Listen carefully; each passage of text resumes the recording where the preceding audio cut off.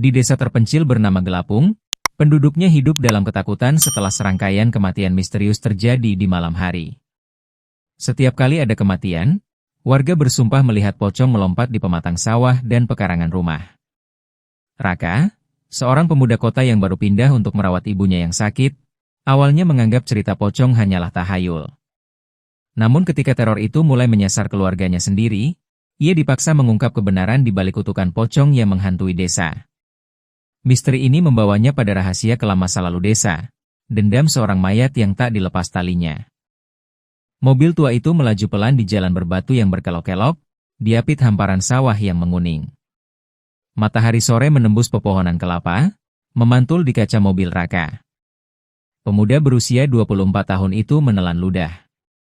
Udara di sini terasa berbeda, sepi, lengang, dan dingin, meski matahari belum sepenuhnya tenggelam. Raka memandang ponselnya yang kehilangan sinyal sejak 1 jam lalu. Jalan ini terasa semakin asing. Ia baru saja meninggalkan hiruk-pikuk kota untuk pindah ke desa Gelapung, desa terpencil tempat ibunya tinggal setelah memutuskan kembali ke kampung halaman setahun terakhir. Ibunya sakit-sakitan sejak beberapa bulan lalu, dan Raka memutuskan untuk menemaninya sementara waktu. Mobil berhenti di depan rumah panggung kayu yang terlihat tua. Catnya mengelupas, dan beberapa papan kayunya tampak lapuk dimakan usia. Di teras, ibunya sudah menunggu dengan wajah pucat tapi tersenyum. "Raka, akhirnya kamu sampai juga," ucapnya lirih. Raka turun, memeluk ibunya, dan menghela napas. "Ibu kelihatan kurus banget. Makanya aku putuskan tinggal di sini dulu." Ibunya hanya tersenyum tipis. Matanya menatap ke arah jalan desa yang mulai sepi. "Ayo masuk, sebentar lagi maghrib. Di sini jangan keluyuran kalau malam, nak." Ucapan itu terdengar aneh bagi Raka. Tapi ia menurut. Malam itu, suara jangkrik dan katak sawah memenuhi udara. Lampu minyak di teras rumah menyala redup. Raka duduk di ruang tamu sambil membuka koper. Sesekali mendengar suara anjing melolong dari jauh. Desa ini seperti mati setelah matahari terbenam. Tidak ada suara motor lewat, tidak ada orang bercakap-cakap di luar. Hanya sunyi yang kadang dipecah suara burung malam. Saat ia hendak tidur, suara ketukan pelan terdengar di jendela kamar. Tok, tok, tok. Raka mengernyit. "Hah? Siapa malam-malam begini?" gumamnya. Ia membuka gorden perlahan. Tidak ada siapa-siapa. Hanya halaman belakang yang diterangi sinar bulan setengah. Pohon pisang bergoyang tertiup angin. Raka kembali ke kasur, mencoba memejamkan mata. Tapi beberapa menit kemudian, dari balik jendela terdengar suara gesekan kain seperti sesuatu yang menyeret di tanah. Seruk, seruk. Bulu kuduknya meremang. Perlahan ia menoleh ke arah jendela. Dalam remang-remang, di antara kebun pisang belakang rumah, ia merasa melihat sesuatu yang melompat perlahan menjauh, bayangan putih yang tak jelas wujudnya. "Ah, mungkin kain jemuran tertiup angin," bisiknya menenangkan diri. Tapi jantungnya berdegup kencang. Malam pertama di desa Gelapung membuatnya gelisah. Ia tidak tahu, ini baru awal dari mimpi buruknya. Keesokan paginya, Raka terbangun dengan mata berat. Tidurnya tidak nyenyak semalam. Suara ketukan dan gesekan kain di luar jendela masih terbayang. Namun, ketika ia keluar rumah, halaman belakang terlihat biasa saja. Tidak ada kain jatuh, tidak ada bekas pijakan kaki. Ia menghela napas lega, tapi rasa tidak nyaman itu belum hilang. "Bu," panggilnya saat sarapan di dapur, "tadi malam aku dengar kayak ada orang ngetok jendela." Ibunya yang sedang menyiapkan teh mendadak terdiam. Tangan tuanya sedikit gemetar. "Kamu dengar juga?" Suaranya lirih. "Ya, tapi aku kira cuma tikus atau hewan malam." Ibunya menatapnya dalam-dalam, lalu berkata pelan, "Di sini, kalau sudah malam, jangan suka nengok jendela, nak. Tutup rapat-rapat. Kalau dengar ketukan, jangan dibuka. Itu bukan manusia yang datang." Ucapan itu membuat bulu kuduk Raka berdiri. Ia ingin tertawa, tapi ekspresi ibunya begitu serius. Siang itu, suasana desa mendadak heboh. Teriakan dan suara tangisan terdengar dari arah rumah tetangga sebelah, milik Pak Jatmiko, seorang petani paruh baya. Raka yang penasaran segera keluar. Orang-orang berkerumun. Di teras rumah, seorang perempuan menangis histeris di samping jasad suaminya yang terbujur kaku. Menurut cerita warga, Pak Jatmiko ditemukan mati di sawah paginya, matanya melotot, dan wajahnya ketakutan. Dia sehat-sehat saja kemarin, bisik seorang tetangga. Katanya malam tadi ada yang lihat bayangan pocong di sawah, sahut yang lain, menunduk ngeri. Raka mematung. Kata pocong kembali ia dengar, mengingatkannya pada bayangan yang ia lihat semalam. Tapi ia menepisnya dari pikiran. Malam berikutnya, suasana di rumah terasa lebih tegang. Ibunya menutup semua jendela lebih cepat dari biasanya, bahkan memadamkan lampu di teras agar rumah terlihat gelap dari luar.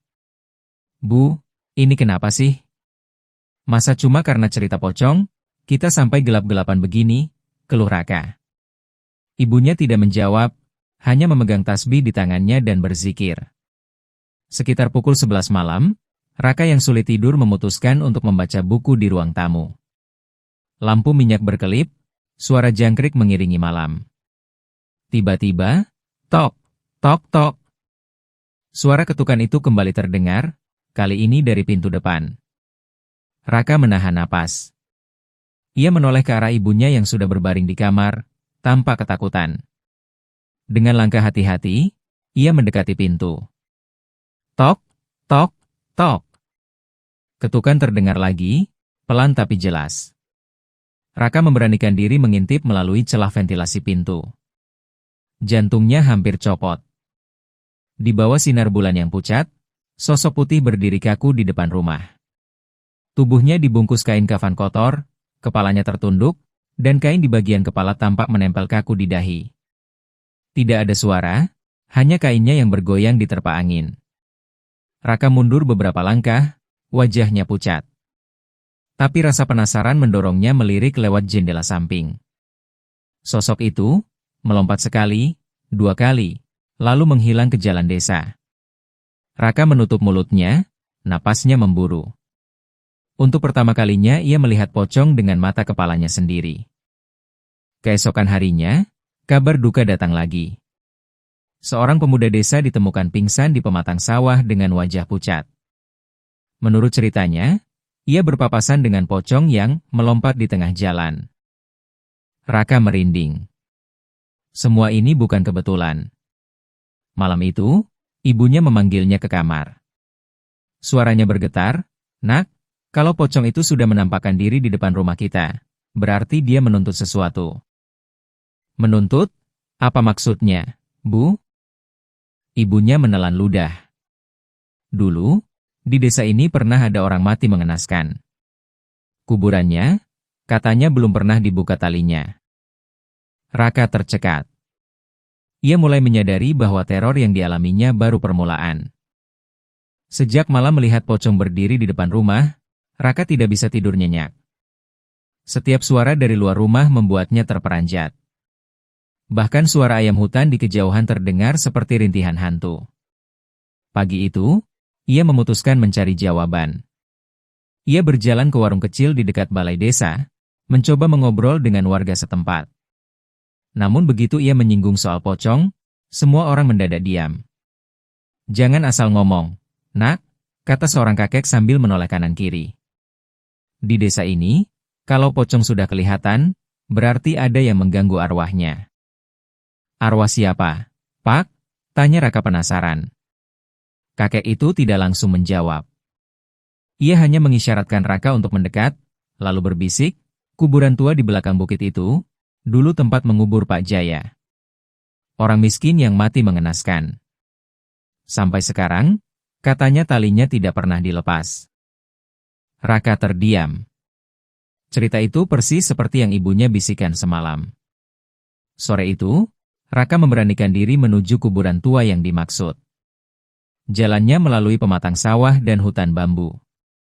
Angin sore berdesir, menimbulkan suara gesekan daun yang menambah rasa mencekam. Kuburan tua itu sepi, tertutup semak liar. Batu nisannya sudah miring, sebagian hampir tenggelam di tanah. Raka merasakan hawa dingin yang membuat bulu kuduknya berdiri. Ia berlutut di depan sebuah nisan tua bertuliskan samar. Jaya bin Karmin 1980 hingga 2019. Hatinya tercekat. Ia membayangkan pria itu mati sendirian, dikubur tanpa penghormatan layak.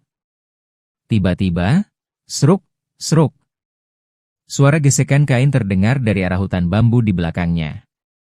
Raka menoleh cepat. Dalam cahaya senja, ia melihat bayangan putih melompat di antara pepohonan, lalu menghilang. Jantungnya berdetak kencang. Ia tahu, ini bukan kebetulan. Pocong itu memang menjaga kuburan ini. Ketika kembali ke desa, seorang tetangga menahan Raka. "Nak, kalau kamu mau selamat, temui Mbah Sarmo di ujung desa. Dia yang tahu cara menghadapi pocong itu." Raka mengikuti saran itu. Rumah Mbah Sarmo berada di dekat sungai, dikelilingi pohon bambu tua. Aroma dupa tercium dari dalam. "Anak muda, aku sudah dengar," kata Mbah Sarmo begitu melihatnya. Matanya yang keriput menatap tajam. "Kau sudah melihatnya, kan?" Raka mengangguk pelan. Mbah Sarmo menghela napas. Pocong itu adalah arwah Pak Jaya. Dia mati tidak wajar, dan dikubur dengan dendam. Orang yang melihatnya berarti ditandai. Kau harus hati-hati. Kalau dia terus datang, itu berarti dia menuntut sesuatu darimu. Raka menelan ludah. Menuntut apa? Menuntut untuk dibebaskan dari ikatan tali kafannya. Tapi ingat, tidak mudah membebaskannya. Ada alasan kenapa talinya tak dilepas. Dulu ada orang yang sengaja ingin dia tetap jadi pocong. Ucapan itu membuat Raka merinding. Siapa yang tega melakukan itu? Malam itu, angin berhembus kencang. Rumah kayu mereka berderit seperti akan roboh. Raka berusaha tidur, tapi suara ketukan itu kembali terdengar. Tok, tok, tok. Kali ini dari atap rumah. Ibunya memeluk bantal, wajahnya pucat. "Nak, jangan keluar, jangan lihat." Namun rasa penasaran mengalahkan rasa takut. Raka mengintip dari celah jendela. Dalam cahaya rembulan, ia melihat pocong berdiri di pagar bambu belakang rumah, kepalanya miring seolah menatap langsung ke jendela kamarnya. Kain kafannya kotor, dan dari wajah pucatnya seperti menetes air tanah. Raka mundur sambil gemetar. Kali ini ia yakin, teror ini tidak akan berhenti sebelum ia melakukan sesuatu. Dan ia tahu, satu-satunya jalan adalah menghadapi pocong itu di kuburan tuanya. Malam itu, langit di atas desa Gelapung tampak muram. Awan kelabu menutupi rembulan, dan suara angin yang melewati hutan bambu terdengar seperti desahan panjang. Rumah kayu Raka berderit setiap kali angin kencang menerpa. Raka duduk di ruang tamu sambil menatap pintu depan. Di sampingnya, ibunya terbaring pucat di kasur tipis. Sejak teror pocong semakin sering, kondisi kesehatan ibunya memburuk. Nafasnya tersengal, matanya gelisah setiap kali suara-suara aneh terdengar di luar rumah. "Bu, bertahan ya. Aku nggak bakal biarin dia ganggu kita lagi," bisik Raka sambil menggenggam tangan ibunya. Tiba-tiba, tok, tok, tok. Ketukan itu terdengar lagi. Kali ini dari jendela ruang tamu. Raka menahan napas. Perlahan ia menoleh, dan dari balik gorden tipis, terlihat bayangan putih berdiri diam di luar jendela. Kepalanya miring, kain kafannya kotor, dan wajah pucatnya menempel di kaca jendela. Raka mundur beberapa langkah, jantungnya berdegup kencang. "Ya Allah," gumamnya lirih. Ketukan di jendela berubah menjadi gesekan keras di dinding rumah. Seolah ada yang melompat-lompat di sekeliling rumah mereka. Ibunya mulai menangis lirih, memeluk tasbih erat-erat. Lampu minyak tiba-tiba padam, membuat ruangan gelap gulita. Hanya cahaya bulan samar yang menembus celah-celah papan rumah. Dalam kegelapan, suara langkah melompat terdengar dari teras. Duk, Duk, duk. Raka memegang pisau dapur, meski ia sadar itu tak akan banyak membantu. Tiba-tiba, suara pintu depan berderit. Padahal, Raka yakin pintu itu sudah dikunci rapat. Pintu terbuka perlahan, dan di ambang pintu berdiri pocong itu. Tubuhnya kaku, namun kepalanya miring ke kanan, matanya kosong menatap Raka. Dari kain kafannya menetes air tanah yang membasahi lantai papan. Aroma busuk tanah basah memenuhi ruangan. Raka terpaku. Tangannya gemetar memegang pisau. "Pergi, jangan ganggu kami," teriaknya, tapi suaranya terdengar bergetar. Pocong itu melompat sekali ke dalam rumah. Lantai kayu berderit keras. Ibunya menjerit histeris. Raka mundur hingga punggungnya menempel di dinding. Duk, duk, duk. Pocong itu terus mendekat, setiap lompatan menimbulkan suara yang menghantam hati Raka. Dalam ketakutan, ia ingat perkataan Mbah Sarmo. Kalau pocong itu sudah masuk rumahmu, berarti waktunya hampir habis. Dia ingin kau datang ke kuburnya. Di tengah kepanikan, Raka melihat sesuatu di lantai. Setiap lompatan pocong meninggalkan bekas tanah basah yang membentuk jejak menuju pintu belakang. Raka menelan ludah. "Dia, mau aku ngikutin dia ke kuburannya," gumamnya. Dengan sisa keberanian, ia memeluk ibunya yang menangis ketakutan. "Bu, aku harus keluar. Kalau enggak, dia enggak akan berhenti." Ibunya memegang tangannya erat-erat. "Jangan nak, dia bisa bunuh kamu." Tapi Raka tahu, lari dari teror ini tidak akan membuatnya selamat. Ia mengambil senter dan mengintip keluar. Pocong itu sudah melompat ke halaman belakang, menoleh sejenak, seolah menunggu Raka mengikutinya. Dengan napas memburu, ia melangkah keluar, meninggalkan ibunya yang berdoa di dalam rumah. Udara malam terasa sangat dingin. Angin membawa aroma anyir tanah basah. Di bawah sinar bulan yang tersisa di balik awan, Raka mengikuti jejak tanah basah itu melewati kebun pisang, lalu ke arah pematang sawah. Suara kodok dan jangkrik terdengar seperti gema dari dunia lain. Langkah Raka membawanya ke jalur setapak menuju bukit kecil di belakang desa, tempat kuburan tua berada. Di sanalah, di antara nisan-nisan miring, pocong itu berdiri di depan salah satu kubur. Angin malam bertiup kencang, membuat kain kafannya berkibar pelan. Raka berdiri terpaku beberapa meter dari pocong itu. Jantungnya hampir meledak. Tiba-tiba, suara berat seperti bisikan angin terdengar di telinganya. Pas, kan, aku." Raka gemetar. Itu suara pocong. Kata-kata itu jelas, "Lepaskan aku." Dengan tangan bergetar, ia menatap kuburan itu. Inilah kuburan Pak Jaya. Dan ia tahu, kalau ia ingin mengakhiri teror ini, ia harus melakukan tindakan paling berani dalam hidupnya. Membuka kubur di tengah malam. Angin malam menusuk tulang, membawa aroma tanah basah dan daun kering. Di bawah cahaya rembulan yang setengah tertutup awan, Raka berdiri gemetar di depan kuburan tua. Di hadapannya, pocong itu berdiri kaku di atas gundukan tanah, kepalanya miring, mata kosongnya menatap lurus ke arah Raka. Jantung Raka berdegup kencang, telinganya mendengar bisikan samar yang seperti datang dari dalam kubur. Pas, kan, aku." Ia menelan ludah. Kata-kata itu jelas, arwah ini minta dibebaskan. Dengan tangan bergetar, Raka mulai menggali tanah kuburan dengan cangkul kecil yang ia bawa dari rumah. Setiap kali mata cangkul menghantam tanah, suara aneh terdengar di telinganya, seperti rintihan panjang yang keluar dari perut bumi. Beberapa menit kemudian, cangkulnya mengenai sesuatu yang keras. Peti mati. Raka menggali lebih cepat, meski keringat dingin membasahi tubuhnya. Tangan gemetar itu akhirnya menyentuh kayu peti yang mulai lapuk. Pocong itu kini berdiri di tepi kubur, seolah mengawasi. Kain kafannya berkibar perlahan. Saat Raka membuka penutup peti, bau busuk tanah dan bangkai menyergap hidungnya.